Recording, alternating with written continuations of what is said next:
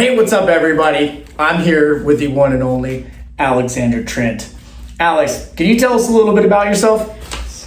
Hey everyone, so my name is Alexandra Trent and I'm here with the amazing Rich, and the reason I'm here is actually because we are both military veterans, and so we like to give each other a really hard time and have a lot in common. So a little bit about myself. I live in the Sacramento area. I kind of have been here for a while, but I was born in West Virginia. I love it out here. I wouldn't be any other space or place.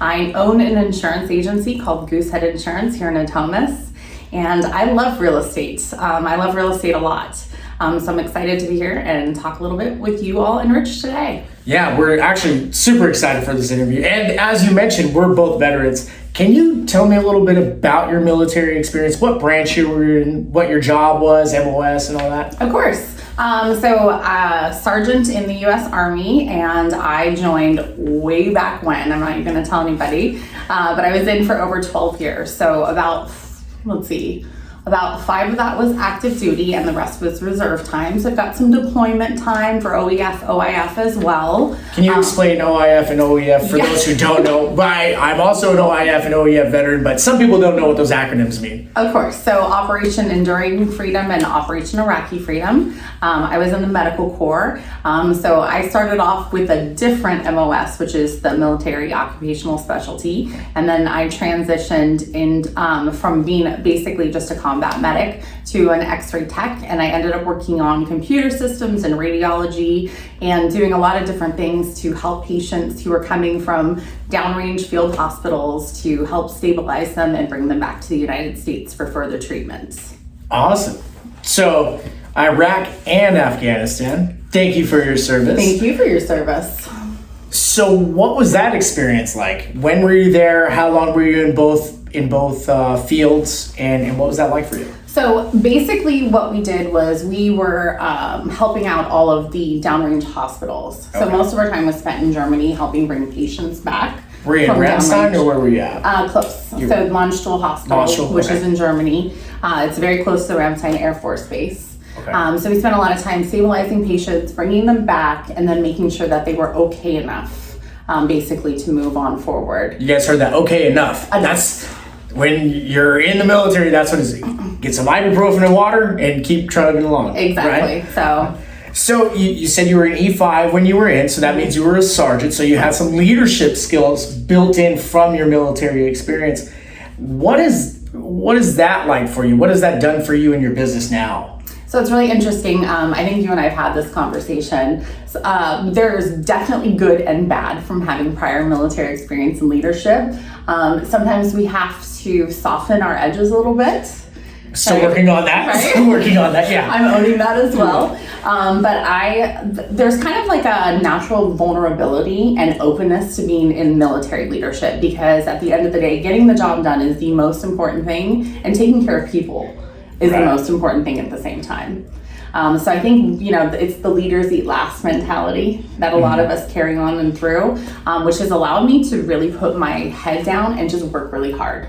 When other people are quitting at the end of the day, I'm trying to work hard and bring people along with me.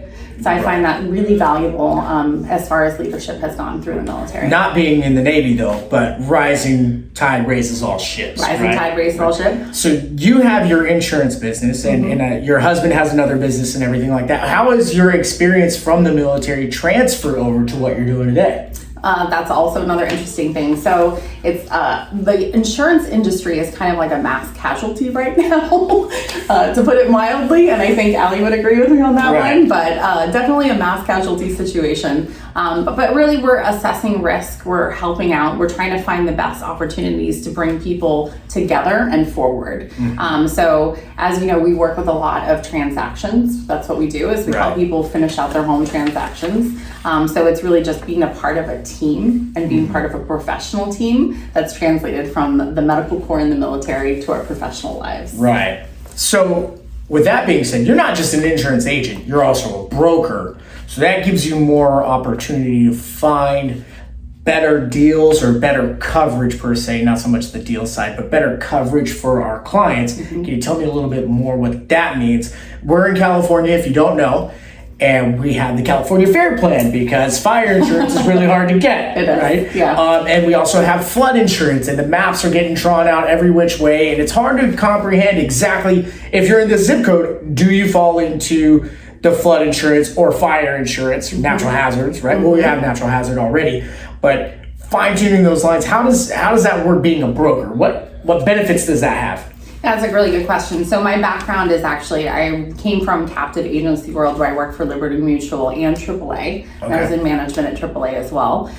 So I'm transitioned into the broker side of the business because seeing what was happening to insurance markets in California and how restrictive it was, especially for people, it's hard to be a new homeowner in California. And when you have insurance complications on top of that, it makes it doubly and triply hard for people to get in and get access to that generational wealth that homeownership allows us to build. So brokers, really what we do is we're personal shoppers for insurance. So what we do is we try to find the best coverage for the best price. So I tell people, I'm not going to offer you the cheapest thing, right? It's not a Walmart situation. What we do is we try to find quality and value to protect people's biggest asset that they've worked their whole lives to obtain. Right, and if you're underinsured, what happens? The worst. So I actually lived up in Chico and Paradise during the Paradise Fire, and most of my neighborhood burned down, which was terrifying and eye-opening. I saw the best and worst of what can happen to those situations and what happens to people. But our AAA office was right across the street from a Walmart parking lot, and that's where people were living. Right. I remember seeing news camera footage and photographs of all that. The Camp Fire, if you don't recall or don't know about it, was this huge fire up in Chico and Paradise that wiped out the town. Thousands of homes. Yeah. Thousands of homes. I have friends that are agents up there that actually had to rebuild their business after that happened. And there was a lot of negative feelings behind that, like, hey, how am I going to do this? And then several years after the fact, being successful again. But it comes from having great partnership with agents like yourself. Yeah. With insurance agents like yourself. So we know that a lot of brick and mortar companies have left California. Yeah. Yes. And in my opinion, I'm always cup half full kind of guy. Like, right. Hey, this gives other opportunity for other businesses to really build themselves up, right? I had actually never heard of Goosehead before. And you're like, hey, Rich, it's one of the largest in the United States, right? Originating out of Texas. In Texas. Yeah. Also a big, large community of veterans there as well. How did you get involved with Goosehead? And tell me the benefits about Goosehead. Yeah. So it's actually funny. I've been in insurance for a long time. I actually owned a Geico in California, and Geico ended up transitioning out of the state with their brick and mortars. And that wasn't very long ago. That was like a year ago. Yeah. So with that being said, I again saw kind of where the markets were heading, and I know I needed to align myself with a company that put a choice model first. And so Goosehead is hyper aggressive about looking for the best opportunities for insurance for their clients. Okay.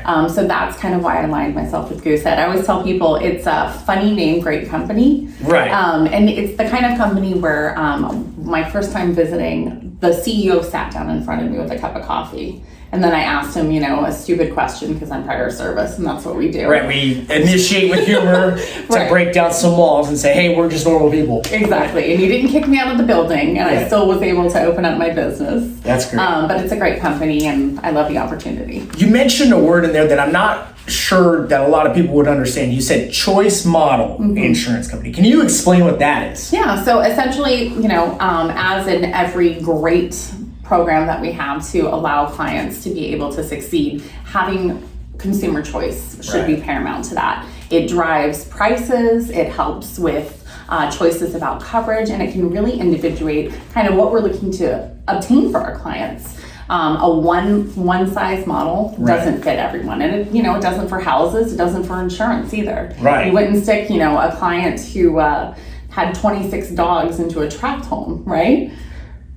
That's a lot of dogs. That's a lot of dogs. That's aspirational goals for me. Don't tell my husband. Right. So you're a dog girl. I'm a dog guy. Yeah. My dog Caliber absolutely is my model human being. And a charmer. Yeah. Oh, totally. Charming dog. Totally. So tell me about your dogs. So we have 3 dogs currently. Oh, again, currently. Aspirational. So we have 2 black lab mixes, 2 black lab Australian shepherds. Okay. They both think they're lab dogs. One is like 75 pounds, the other 65 pounds. The one that is 65 pounds, her job is ball. That's the job. Her job is ball. She is just highly obsessed. And then we have a mini golden doodle that we ended up adopting from another fire situation, who had a breeder who got caught in a fire and wasn't able to house her dogs anymore. Geez, so sad. But glad there's people like you that take care of animals. Well, I'll gladly take in animals again. Right, calibers off limits. Calibers off limits. So we have several different insurances that we can talk about today. One, we're on the conversation. Do you offer pet insurance? So yes, there is pet insurance available. Okay. We do have pet insurance options. Pet insurance, it depends really on the person's situation, what the right choice is, if that's a good fit for people. Right. Pet insurance isn't something that I typically talk about a lot, just because it doesn't fit into most people's lives, but it can be very helpful in certain situations too. You know, I sell a lot of homes, and I don't know if you can call a house a home without an animal. No, agreed. Now, that's a personal opinion. You can disagree with it, but I'm a big dog guy. Yeah. So, well, I think that was one of the hardest parts of military service, was being away from my pets. Right. Honestly. Right? Yeah. Yeah, absolutely. Family second, pets first. Yeah, absolutely. So what's going on with home insurance today? We know the large brick and mortar companies are gone, are leaving. We're having issues with the higher ups that were voted in on the insurance policies that we're having in place right now. That's creating a lot of chaos, like you said. So what kind of home insurance should people look for in today's world? Well, for people who are currently in their home ownership situation, stay in your home ownership, pay your bills, make sure that you have really good pride of ownership of your home. So keep your trees trimmed back, make sure the paint doesn't chip, make sure you keep your roof updated and things looking good. We don't want cancellations for homeowners policies. That's one way to kind of avoid the chaos. The second part is for people who are buying new homes, when you're working with your real estate professional like Rich, find out what the situation is with the homeownership and the insurance before you get into contracts. Right, such things we mentioned. So we're in California, we are a natural hazard disclosure state, right? So we have earthquakes and other natural hazards that already fall into your homeowner's insurance. Right. And at the same time, we have flood and fire as well. Right. So the things that show up on the natural hazard disclosure may or may not affect your insurance. Okay. Because insurance companies do that differently. Okay. So while you may have a fire disclosure that says that there has to be a fire inspection, that does not necessarily mean the fire insurance has to be one way or the other. Okay. But we do have, like you said, we have fire insurance. That's the primary bread and butter of the homeowner's insurance. And then we have flood insurance. So for places like our area here in Natomas, it's pretty much mandated most places. Right. One of the things that we have private flood insurance, and then the government-backed flood insurance. So we have FEMA and private. Yeah, NFIP, basically, which is the FEMA. Okay. And then the private flood insurance. What are the benefits? So I currently am under the national coverage, right, with FEMA or FIP.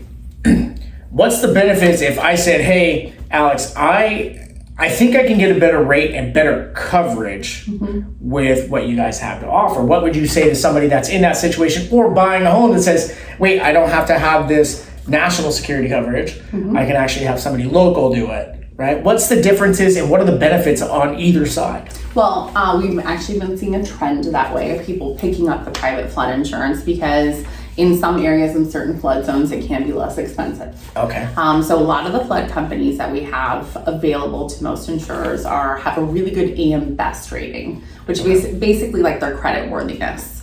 So an AM Best well-rated flood insurer compared to an NFIP flood insurance policy, the prices may be different. Okay. And then the coverage, if you were looking for higher coverages, oftentimes you'll have to go to a private flood insurer. Okay. And we know lumber costs, contractor costs, material costs, and everything. So if a flood were to happen, it's something to take a look at on your disclosure statement, right? On saying on your what's the form? The deck page. Your deck page. Declaration. Right. Yeah. So to verify how much you're covered for,